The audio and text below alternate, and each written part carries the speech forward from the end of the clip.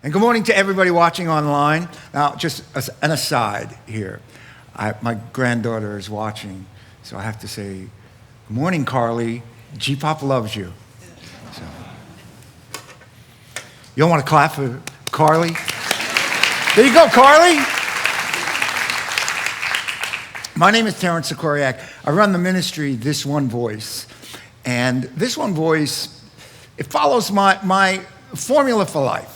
It's not quite Einstein's formula, but it's Terence's formula. The way you think, the way you feel, the way you behave equals the results you get in life. So if you don't like your results, change one of those variables.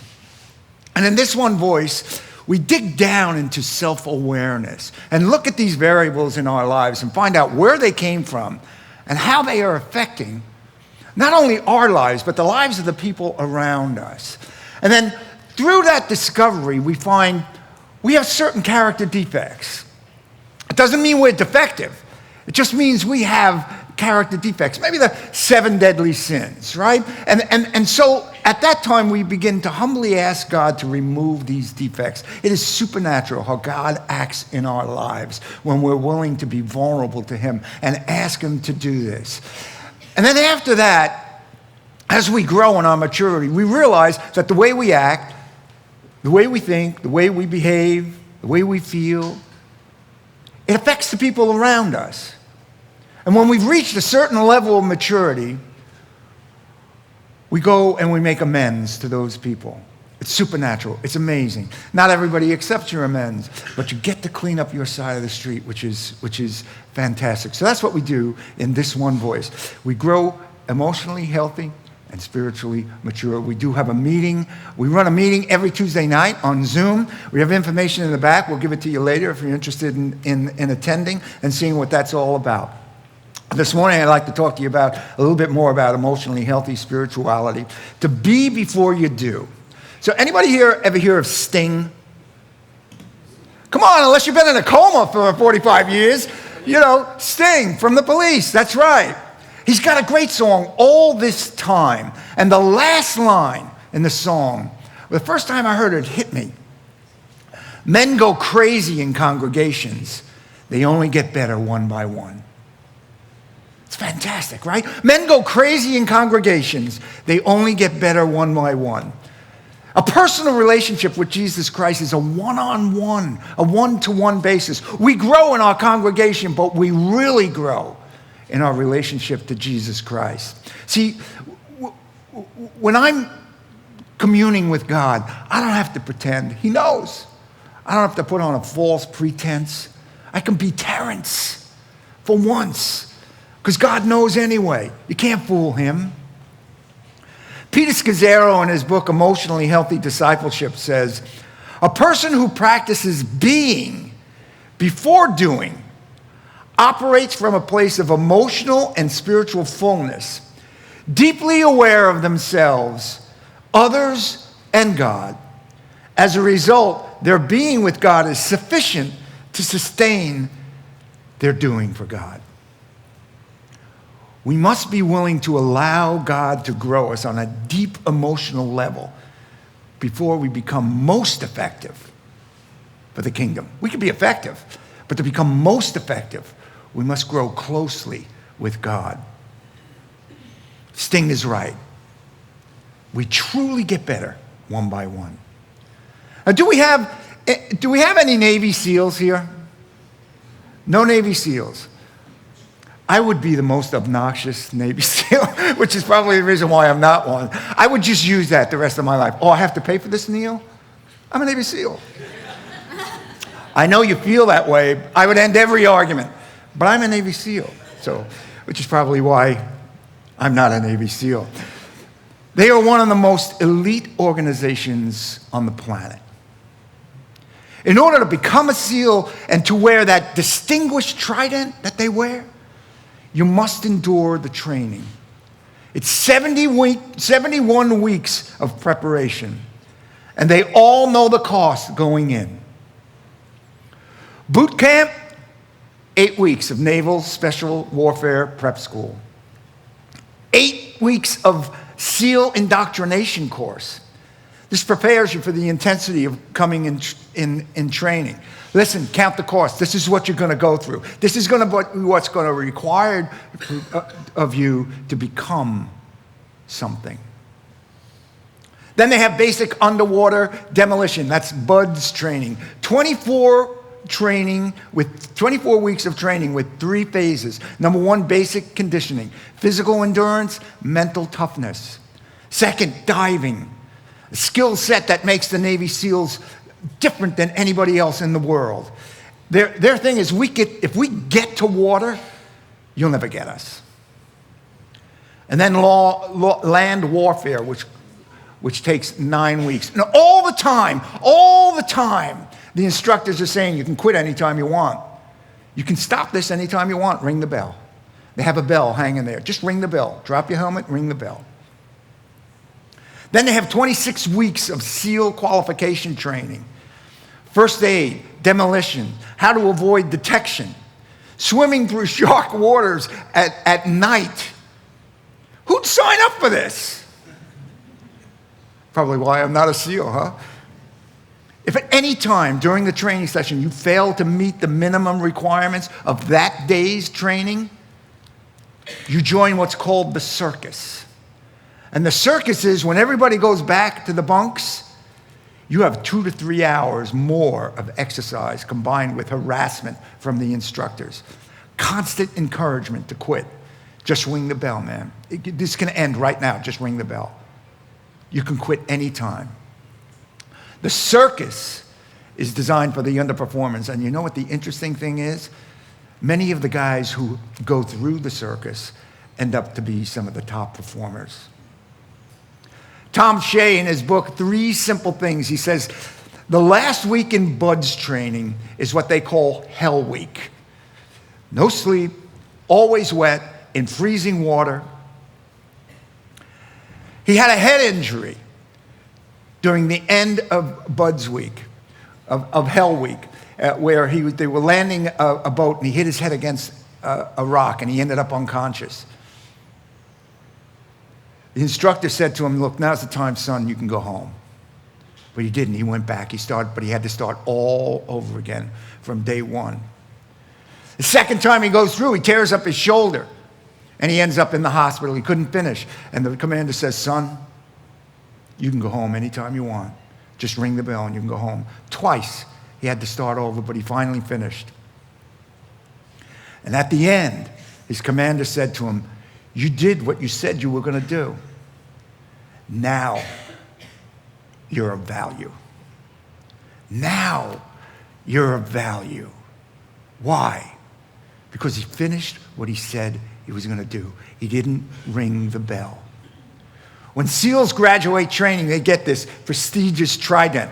It's the symbol of blood, sweat, and tears that goes into training. And you know what? There are some people who get this tattooed on their arms who are not SEALs.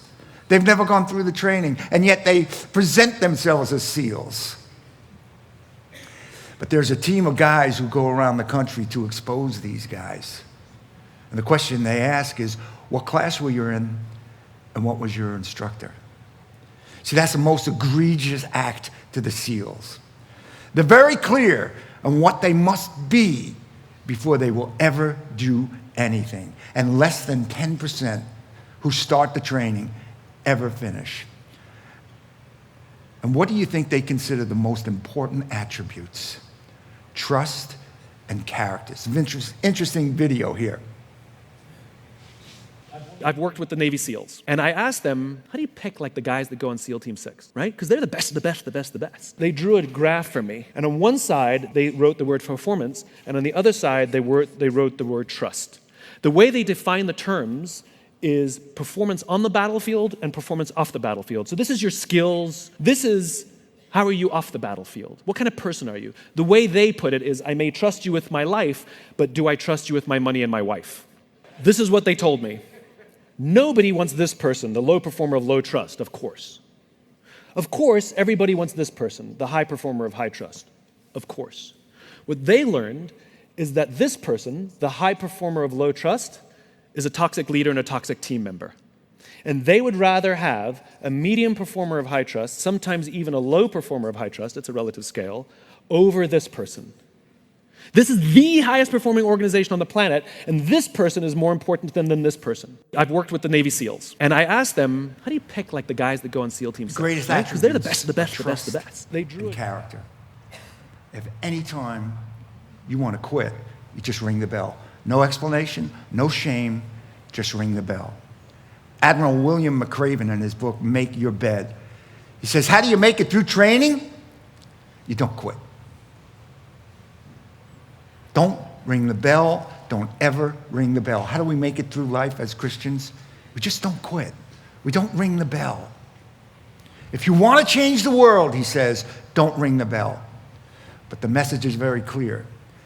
In order to be worthy to wear that trident insignia, you will receive more than you ever give back. This is what you must become. This is what you must become. Because the enemy is real and the enemy is relentless.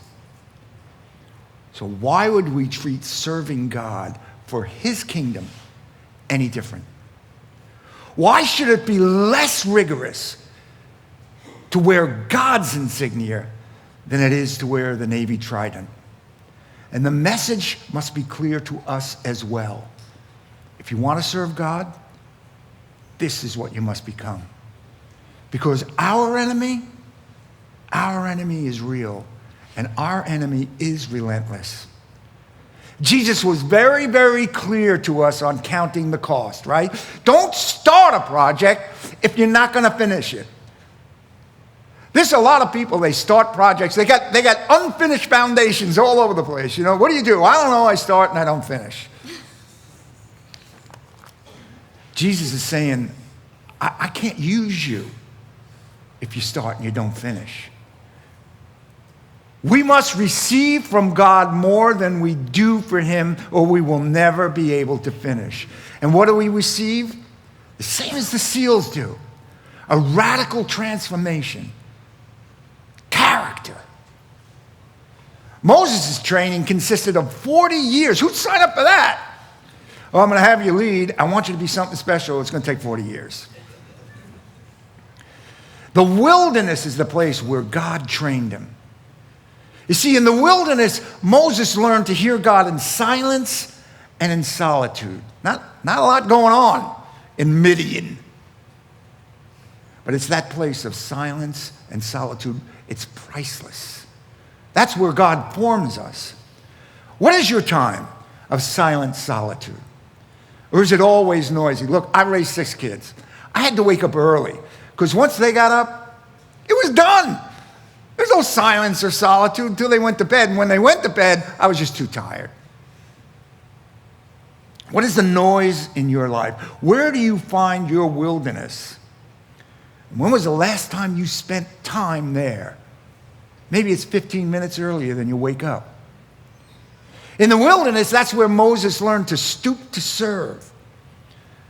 By learning to serve, we learn to lead. Jesus didn't come to lead. He said, look, I didn't come to be a leader. I came to serve. And that's how you'll be greatest in my kingdom, if you serve. In the wilderness is where Moses learned to be an outcast. He says in Exodus 2, I have been an alien in a foreign land. And Peter tells us that we are aliens, so don't try to fit in.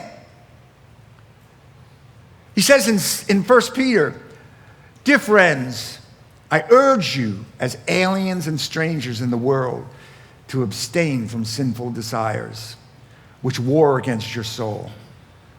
Live such good lives among the pagans that though they curse you for doing wrong, they may see your good deeds and glorify God on the day he visits us.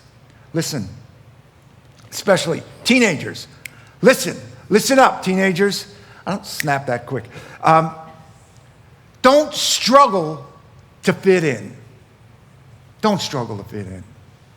If you're going to serve in God's kingdom, you must be comfortable with not fitting in. Because as my first pastor, Brent Rue, told me all these years ago, 45 years ago, listen, you're never going to fit in anyway. You've tasted heaven. the world will never taste the same. Otherwise, just ring the bell.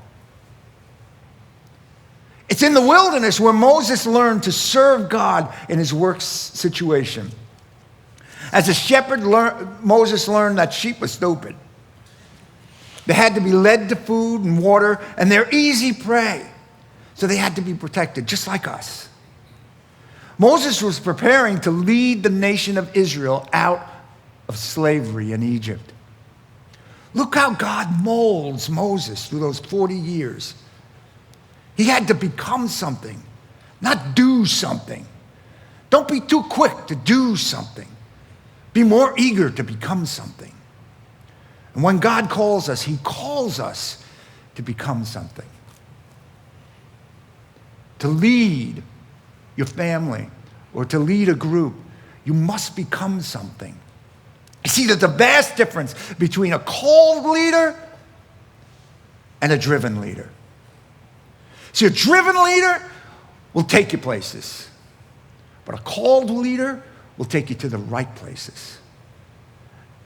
And it's tempting to be driven in this world, right? Our world tells us you got to be driven. Numbers are important, man. Being big is important, especially in America. But we must receive more from God than we do for God. Second, we must carry an unrelenting commitment to not allow our doing to exceed our being. You can't just after a week say, hey, you know what? I'm ready as a Navy SEAL. I'm ready. I know you guys got a lot of training going on after that, but I'm ready to go. Suit me up. I'm ready to go. They'd ring the bell for you. But look at King Saul. King Saul didn't have the inner commitment to being with God enough to sustain him as a leader. Saul failed to handle authority humbly. In 1 Samuel 13, Samuel asked Saul, wait 7 days, and I'll come and I'll do a sacrifice before you go into battle. But Saul gets impatient and he disobeys Samuel's instruction, and he performs the sacrifice without Samuel. In 1 Samuel 13, it says, Saul remained at Gilgal, and all the troops with him were quaking with fear. He waited 7 days, the time to set by Samuel. But Samuel did not come to Gilgal, and Saul's men began to scatter. So he said, bring me the burnt offering and the fellowship offerings. And Saul offered up the burnt offerings. Just as he finished making the offering, Samuel arrived. And Saul went out to greet him. But Saul lames out here, doesn't he? He really does lame out. Samuel says, what have you done? And Saul says, well, when I saw the men were scattering and that you didn't show up on time, and the Philistines were assembling at Michmash, I thought, well, now the Philistines will come down against us, and I have sought not the Lord's favor yet, so I compelled to offer a burnt offering. So the men set the agenda. That's not a leader. You don't set the agenda. You're the king. Well, they were going to leave. Let them leave. But listen, I can see myself doing this. My friend Bob and I always say, Saul, I'm Saul. I can see myself. My friend in California said, give Jesus the ball. If you get Jesus the ball, you'll be okay. And I do. I pass the ball to Jesus. And then I take it away. I say, you got to take a shot, man. We're running out of time. Take the shot. I'll take it. We just got to trust that Samuel's going to show up. Ever get impatient with God?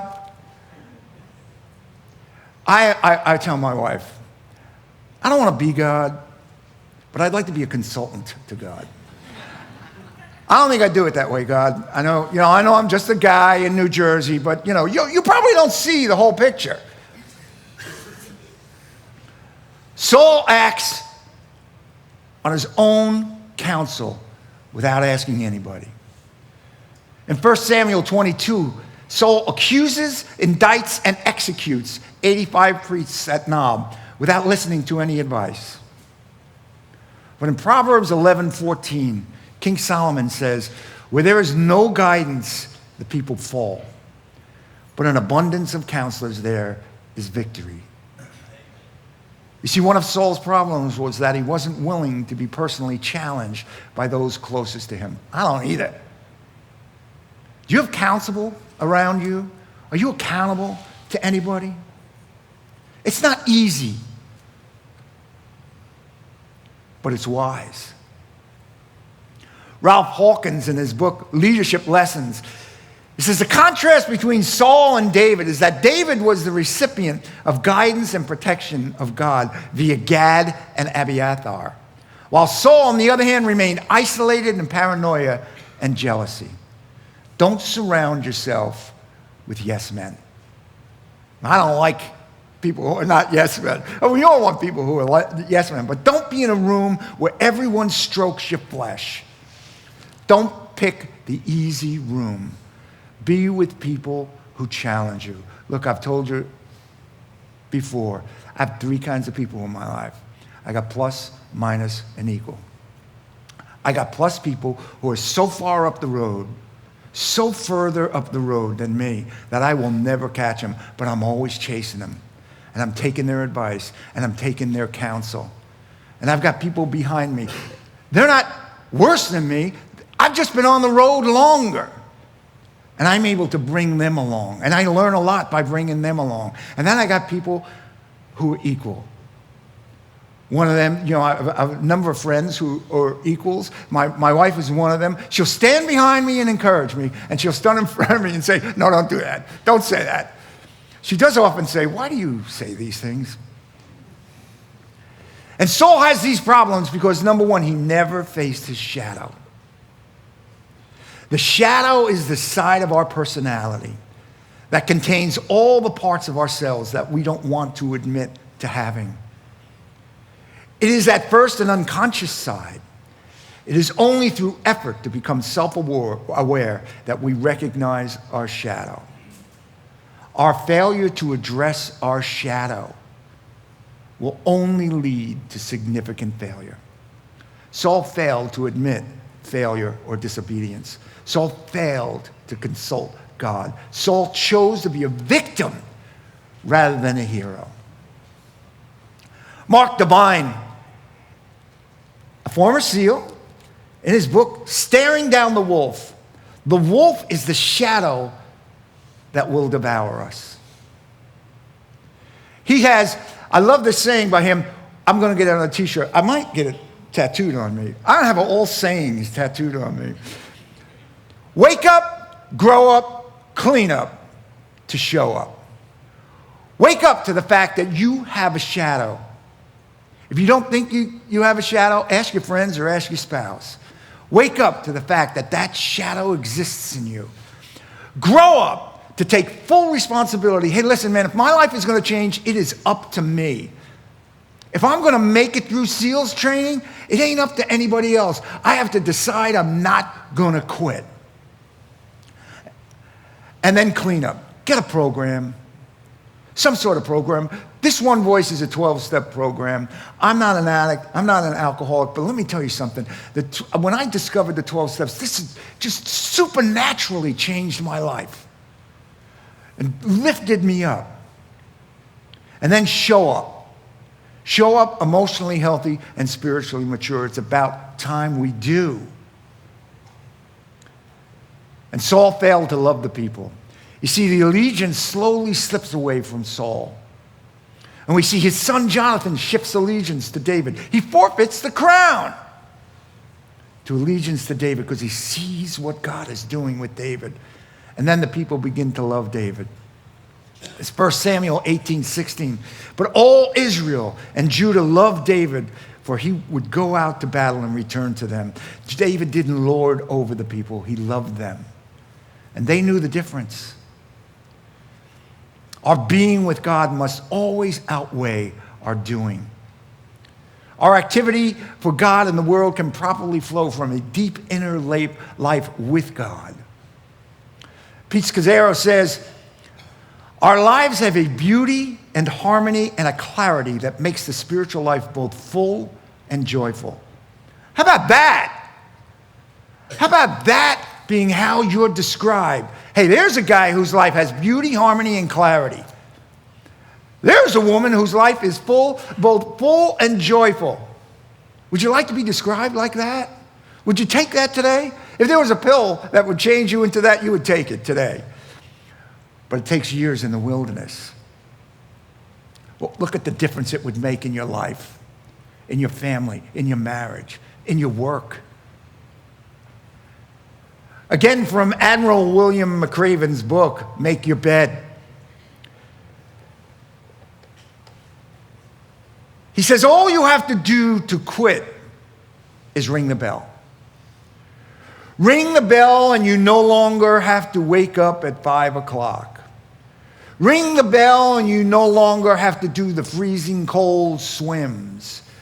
Ring the bell and you no longer have to do the runs, the obstacle course, or the PT. And you no longer have to endure the hardships of training. Just ring the bell. But if you want to change the world, don't ever, ever ring the bell. People rang the bell on Jesus all the time, right? We see it in the New Testament. Sell everything you have and give it to the poor and follow me. I don't think so. How about some of what I have and follow you? No, so everything you have and follow me. Eat my flesh and drink my blood. No thanks, sorry. They rang the bell. But Jesus isn't pathetic, isn't he? He doesn't chase it. Hey, no, you don't understand. I didn't mean that. I didn't mean it that way. He just lets them ring the bell. Years ago when I was coaching hockey, I had a kid on my team, Tim. Tim was a great player. He was a good player. But he was good. I liked him. He was a good kid. He didn't like to practice, though. Practice? You all know that. He didn't like practicing. And he wouldn't show up. And because he didn't show up for practice, I'd have to bench him for part of the game. And I spoke to his mother. She said he doesn't like practice. I said, you think I like hanging out here with a bunch of teenagers? I don't like practice either. So he quit. And I called him. And my friend Keith, who was my assistant coach, who mentored me in coaching, he said, let him go. Because he'll quit on you somewhere down the line. Your team just got better by Tim quitting. So listen, if you don't want to be emotionally healthy and spiritually mature, just ring the bell. Actually, Chris and I were talking about putting a bell in the back of the church there. If you don't want to raise your level of self-awareness, just ring the bell. If you don't want to wake up early and spend some time with God, just ring the bell. Just ring it. If you don't want God to work on the way you think, the way you feel, and the way you behave, you can stay the same. You can stay the same. Just ring the bell. One of my favorite quotes is from the book Good to Great, written by Jim Collins. He says, breakthrough results come about by a series of good decisions, diligently executed and accumulated one on top of the other, one foot in front of the other, day by day. So if you want to be significant in God's kingdom, don't ring the bell. If you want to finish well, if you want to change the world, don't ever, ever ring the bell. Persevere, do the work, day by day, one thing accumulated on top of the other. You will receive more from God than you will ever give back. Amen. God bless you.